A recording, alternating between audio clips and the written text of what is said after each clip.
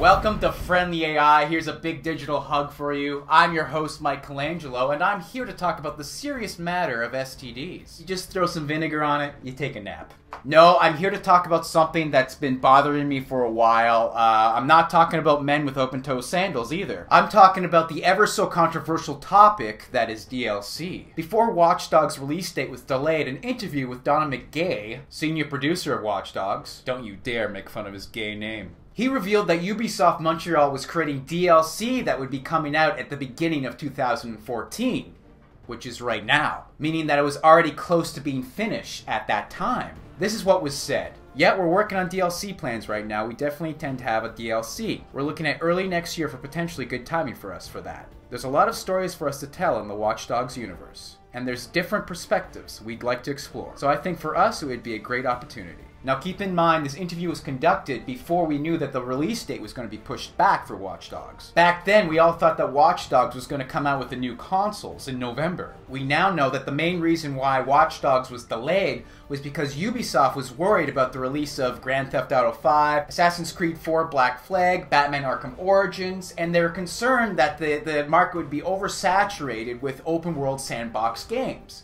Also, Battlefield 4 and Call of Duty Ghosts was coming out. And they were worried that all those games would affect the sales of Watch Dogs. So I totally understand why Ubisoft delayed the game, but this puts Ubisoft in a very awkward position now, because it leaves us with a question. Why can't Ubisoft include the DLC into the final game? They have more time now, right? It's delayed. They have months more time. And according to the interview, the DLC should be done by now. So I see both sides here. As a gamer, I'm a little disappointed because I'm going to have to pay extra money for missions that could have been fused into the final game. I won't be able to resist it though. I'm a DLC slut and I'm part of the problem. But from Ubisoft's perspective, DLC is a must for any AAA game and it's instant profit for them. It truly is an essential business tactic because it's accepted and everyone is doing it. All developers do it. One side fixes the glitches and bugs in the final game and the other side works on the DLC. And that's before the game even comes out. In my perfect world, the developers would take all their manpower and focus just on the final game, making it the best it can be. Also in my perfect world, there'd be no hipsters. But unfortunately, in the world of reality, all the developers use this tactic. But just because everyone's doing it, does that make it right? It really comes down to taste and ethics. During the Cold War, USA and Russia tested nuclear bombs on their own soil, poisoning their own land and sometimes their own people in the process. It was a dangerous business but was necessary for survival because the other country was doing it, and they needed to be prepared for nuclear war. An extreme example, I know, but something that is comparable on a much larger scale. Plus, I like to show nuclear bomb footage.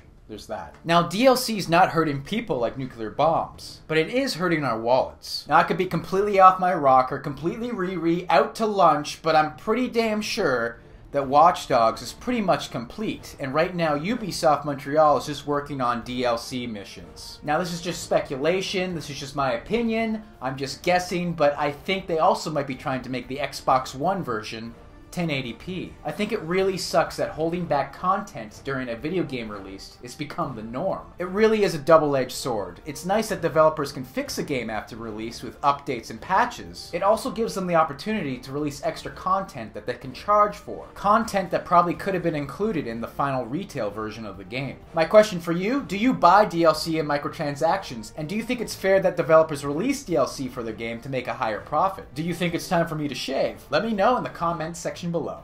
You know exactly where it is. There's no need for people to point down there anymore. If you'd like to know more about this story, I'll leave a link in the description below. I want to be your son. Fly now or no Netflix for 2 months. Yes, you're going to miss House of Cards.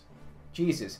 You can follow me on Twitter anytime you'd like. No pressure. I'll keep you up to date with gaming news. I've been known to drop a few twats, and I'll keep you up to date with my videos, of course. And if you're new to my channel, please subscribe. I want you to follow me and become obsessed with me because I'm a self-centered egomaniac who needs reassurance constantly to justify my existence.